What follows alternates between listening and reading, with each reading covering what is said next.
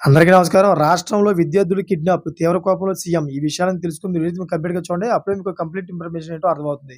అదేవిధంగా చాలామంది వీడియో చూస్తున్నారు గానీ సబ్స్క్రైబ్ చేసుకోవడం మాత్రం మర్చిపోతున్నారు. దయచేసి సబ్స్క్రైబ్ చేసుకోండి. సబ్స్క్రైబ్ చేసుకోవడం వల్ల నేను చేసే ప్రతి ఒక్క అప్డేట్ మీరు ముందుగానే పొందగలుగుతారు. అదేవిధంగా చాలామంది లైక్ చేయడం మర్చిపోతున్నారు. దయచేసి లైక్ చేయండి. లైక్ చేయడం వల్ల ఈ ఇన్ఫర్మేషన్ మనం చాలా మందికి రీచ్ అయ్యేవాళ్ళం అవుతాం. ఇంక లేట్ చేయకుండా వీడియోకి వెళ్ళిపోదాం.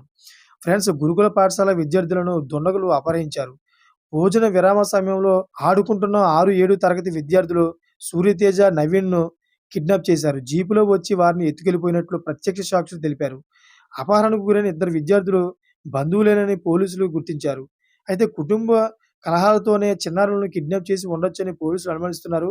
నిందితుల కోసం గాలింపు చర్యలు ముమ్మరం చేశారు. అపహరణకు గురైన సూర్యతేజ, నవీన్ క్షేమంగా బయటపడ్డారు.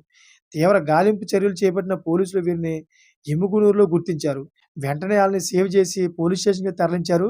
అయితే ఈ విషయం తెలుసుకున్న సీఎం చంద్రబాబు అయితే చాలా తీవ్ర కోపంలో తెలుస్తోంది. ఈ యొక్క పర్యవేక్షణ అంతా కూడా టీచర్ మీద ఉందని, టీచర్స్ ఎప్పటికప్పుడు స్టూడెంట్స్ మీద ఎప్పుడూ కూడా నిఘా పెట్టి ఉంచాలని, వాళ్ళ యొక్క కదలికలన్నీ కూడా చూసుకోవాలని చంద్రబాబు అయితే సూచించినట్టు తెలుస్తుంది. ఇటువంటి ఘటనలు మళ్ళీ రిపీట్ అవ్వకుండా ఉండాలని చెప్పేసి హెచ్చరించినట్టు తెలుస్తుంది.